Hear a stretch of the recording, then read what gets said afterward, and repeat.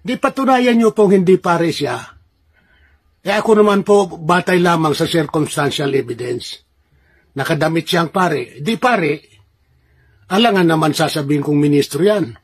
Kung hindi pare po yan, ano po yan, ministro pa po yan? Pastor ba yan? Patunayan niyo po. Huwag pong magbibintang kayo na nandadaya ako, nanluloko ang Iglesia ni Cristo. Kasi kahit hindi pare, sinasabi naming pare. Alam mo po, ang ebidensya namin, batay sa circumstantial evidence. Ang ebidensya daw ay batay sa may pa-circumstantial evidence pa si Cesar Sinita. Alam kaya niya ano ang circumstantial evidence sa Philippine law? Alam kaya niya? Bakit sinabi daw pare? Dahil nakasuot kasi ng abito ng pare. Kaya yun ang circumstantial evidence daw. Ang circumstantial evidence, ito'y tumutukoy ito, una, sa proof of facts or a series of facts that when taken together, logically lead to a conclusion about the main fact in dispute. Una, paano maituring na totoong pare yung ipinakita nila na liminister?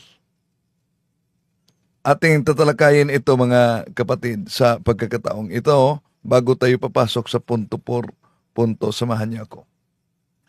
Kasi kamalingan, pag palaging inulit-ulit ay magmukha talagang katotohanan para sa ating mga kapatid na kulang ang kaalaman. Ang pagkadaya ay maranasan sa iba't ibang paraan. Pero napakasakit pag madaya tayo sa pananampalataya. Dahil nanganib pati ang ating kaluluwa. Viva Cristo Rey! Pro Dio et Ecclesia! Okay, kumusta sa lahat ng mga kapatid nating sumusubaybay na kinikiliti talaga ako sa argumento ni Mr. Cesar Sinita ng INC Iglesia ni Cristo na ang katibayan na pare at hindi peking pare ay ang circumstantial evidence. May pa circumstantial evidence pa siya. Sige nga, batay sa kasuotan. Nakita niyo ba yung sa Kongreso? Di po ba? Nakasuot sila ng Amerikana. Dahil po ba nakasuot sila ng Amerikana, sasabihin mo ba, mga ministro ito sa Iglesia ni Cristong Tatag ni Felix Manalo? Circumstantial evidence? Ganun ba? Sapat na ba na nagsuot ka ng uniforme ng pulis, pagkatapos kahit sibilyan, sasabihing pulis na? Hindi, dahil kakasuhan ka na yan ng usurpation of authority. Ang problema sa inilabas na news nila, alam niyo, ang problema, pinakilalang pares pre sa isang parokya na hindi naman totoong pare ng simbahang Katoliko. Balik muna natin si Sineta. Pakinggan natin ang kanyang napakalalim na argumento. Di patunayan niyo pong hindi pare siya.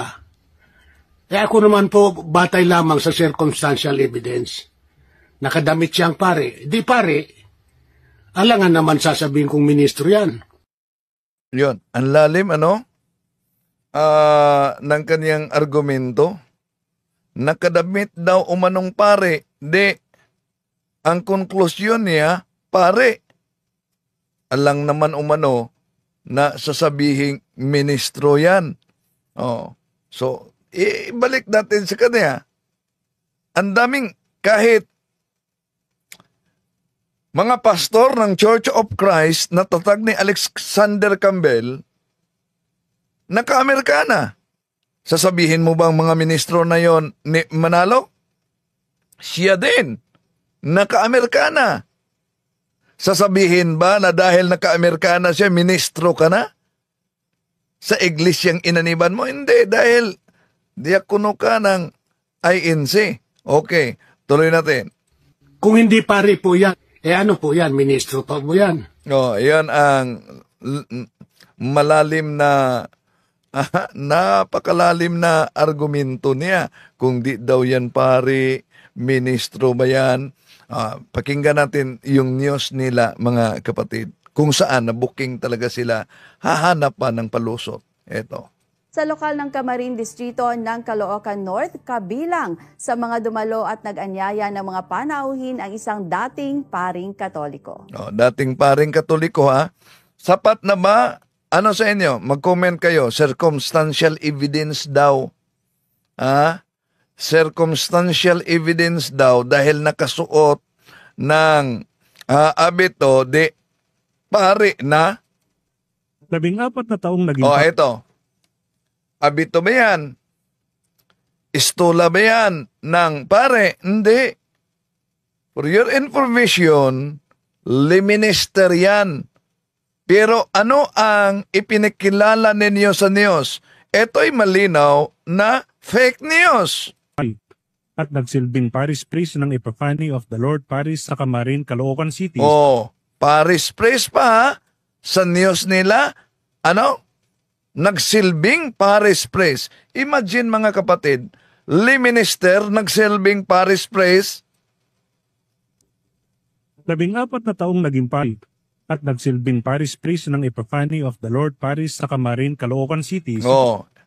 Epiphany of the Lord sa Camarin, Caloocan City. Parish priest pa. Minister ang ipinakita. Rorito Martinez.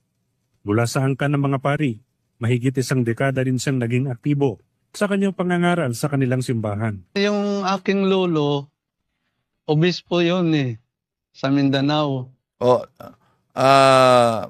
Ito, dito Romano Katoliko. Sa grupo ito ng siktang itinatag, mabasa natin sa Rizalian Group. Tapos ako kinuha niya, inakay bilang apo. Dahil ako na yung kahuli-hulihan, wala na talaga sa angkan namin, wala na, ako lang. Tapos pinasok ako doon sa Davao, sa seminaryo. Tapos 2010 ako na ordinahan bilang pare. July 21 nitong nakaraang taon, iniwan niya ang pagkapari at nagpasyang magsuri sa Iglesia ni Cristo. Unang nakapukaw ng kanyang interes ang mga pag-awit sa panahon ng mga pagsamba ng Iglesia ni Cristo at ang pagbabasa ng Pasugo God's Message Magazine. May mga pagsamba ng mga kabataan, parang nagugustuhan ko yung sabi ko, ang ganda naman ng na yan. Tapos nakikinig ako habang gumagawa kami, So ito ang nag-viral mga kapatid dahil pinakilala nilang pari ng simbahang Katoliko na yumakap daw sa Iglesiang Tatag ni Felix Manalo. Gan ko yung mga kabataan, ang ganda ng sabi ko, gusto ko yan.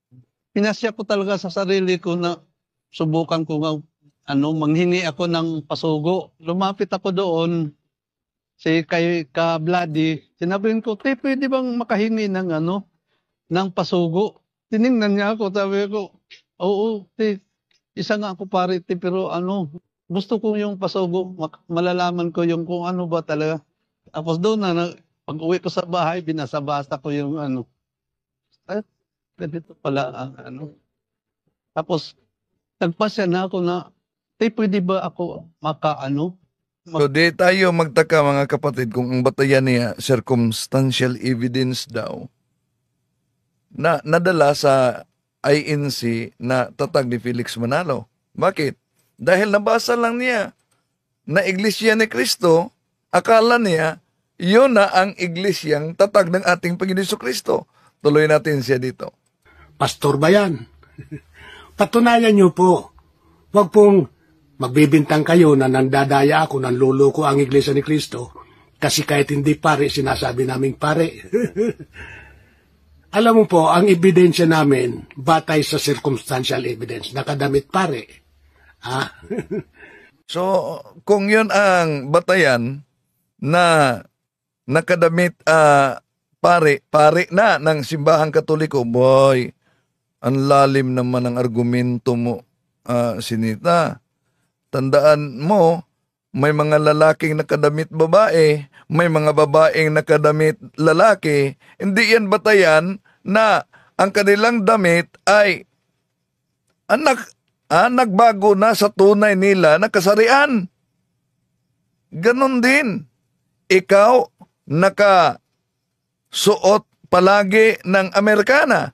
Ibig ko ba sabihin, kay ministro na ni Manalo? Kaya nga, si Michelle Japina, tinawag ka na niyang ministro. Akala niya, ministro ka. Tuloy natin. Ano po naman ang ebidensya ninyo na hindi pare yan? So ano ang ebidensya? Tayo pa ang hinanapan ng ebidensya, mga kapatid. Tayo pa ang hinanapan ng ebidensya na hindi pare yan. Balik natin ha. Sa lokal ng Camarin Distrito ng Caloocan North, kabilang sa mga dumalo at nag-anyaya ng mga panauhin ang isang dating paring Katoliko. Dating paring Katoliko talaga ang pakilala. 14 na taon. Ito, ebidensya. Liminister. Paano niyo ipaliwanag yan? Na liminister ang ipinakita ninyong picture pagkatapos sinabing pare ng simbahang Katoliko at paris priest pa. Naging pari. At tandaan ninyo, naglabas na ng opisyal na pahayag ang naturang parokya na walang pare na Katoliko batay sa inuulat nitong INC TV. At nagsilbing parish priest ng Epiphany of the Lord Parish sa Camarin, Caloocan City, si Florito Martinez. Mula sa angkan ng mga pari, mahigit 1 dekada rin siyang naging aktibo sa kanyang pangangaral sa kanilang simbahan. Yung aking lolo, obispo yun sa Mindanao.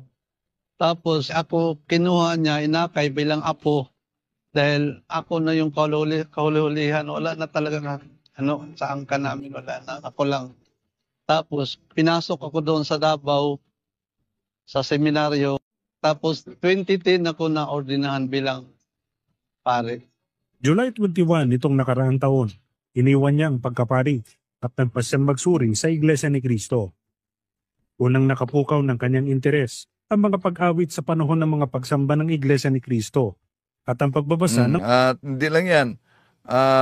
Merong nagpakilala talagang pari ng Katoliko, Gusto ko yung pasugo.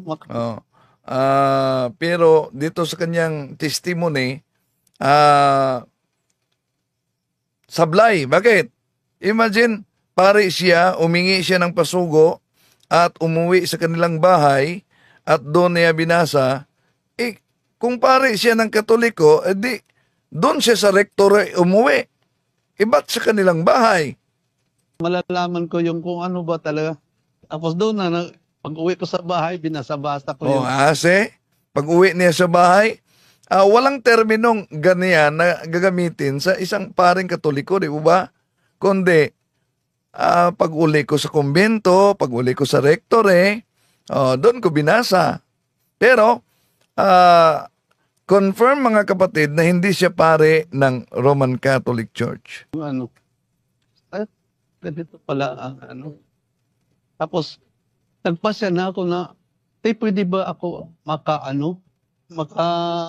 makinig doon ko. May inilabas sila na Kaya ang INC, bakit kitang mga pare, parang tinutuya-tuya natin yung INC. Kaya gusto ko malaman kung ano talaga ang aral ng INC. So nagpagamit talaga siya dito sa propaganda ng INC, no? So, 'yon. Klarong-klaro na hindi legitimate na pare, pero ang hamon pa ni Sinita namin, batay sa circumstantial evidence, nakadamit pare. Ano po naman ang ebidensya ninyo na hindi pare yan? Huwag po kayong magbibintang ng daraya kami. At sinasabi mo pa na talagang madaya ang Iglesia ni Cristo at ikaw Huwag hindi madadaya. So, yan mga kapatid na nahuli na, palusot pa. Hindi lang yan. Kahit si Clifford Garcia, di ba? Si Clifford Garcia, nagpakilalang pare ng Romano Katoliko, hindi rin pare ng Romano Katoliko. Oh, sino pa? Si Christopher Rio. Oh, napakilalang pare pero sa miyembro ng grupong Tatag ni Teruel.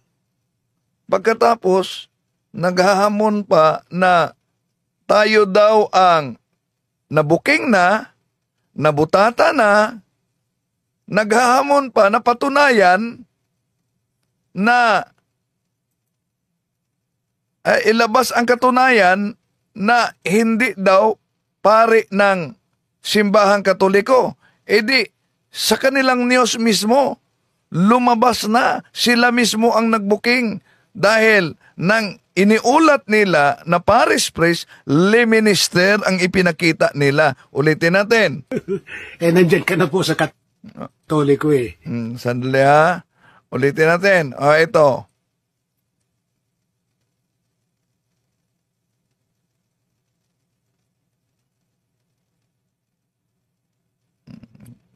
So, ayan. O, le minister ha. Le minister. Pero pinakilala nila pare. O, ano ang masasabi ninyo mga kapatid? Comment kayo dyan. Magaling talaga sila gumawa ng mga propaganda laban sa simbahang Katoliko. Tama. No?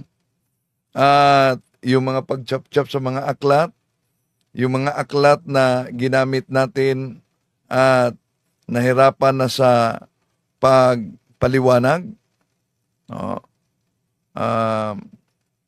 Nahirapan na, kaya nga dahil nahirapan, yon may offer na lang yung isang kasama niyang vlogger. Wala ko inuurungan, kahit sino pa. Kilala niyo ako, wala ko inuurungan, nag-aaksaya ako ng oras. Magkano po ba kailangan mo? Hindi po sa iniinsulto kita. Papadala na lang kita.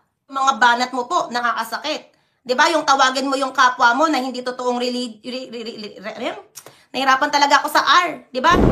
'Yon. Maemosyonal na nagpaalam. Oh, 'yan. Ang maemosyonal niyang paala mga kapatid na di na talaga niya ako sasagutin. Oh, at ang nagpayo niya na di na daw ako sasagutin ay Katoliko daw. Ang galing gumawa ng mga istorya nitong. Pero pagdasal natin sila dahil kadalasan sa mga natangay at nagiging miyembro nito ay biktima lang din sa maling akala na ang akala nila yung sikta na inaniban nila ay tunay na siktang sa Diyos. Panalangin natin sila na mabuksan ang kanilang isipan at sila'y magiging iyayakap sa totoong tunay na iglesia. Sandali muna.